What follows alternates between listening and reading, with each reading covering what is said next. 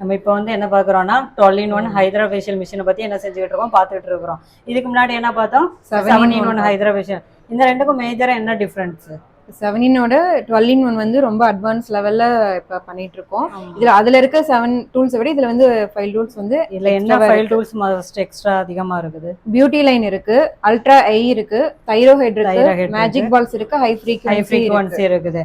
இதுல beauty line இது வந்து மெயினா இதுல யாருக்கு ரொம்ப கான்சென்ட்ரேட் பண்ணுவோம்? ஆன்டி ஏஜிங்காகவும் 7-in-1 கம்பேர் பண்ணும்போது இதுல என்ன மேஜர் அட்வான்ஸ் டெக்னிக்கல் அட்வான்ஸ்னா ஆன்டி ஏஜிங்காகவும் ஆக்னி ட்ரீட்மென்ட்காகவும் பிம்பிள்ஸ் இதுக்கும் அதிகமாகும். மெயினா இதுல என்ன பண்றோம்?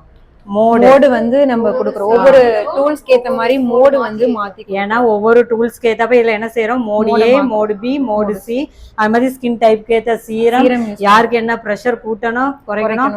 7-in-1 இதே எல்லா டெக்னாலஜியுமே இதுல என்ன செய்யுது? அதிகமா இருக்குது.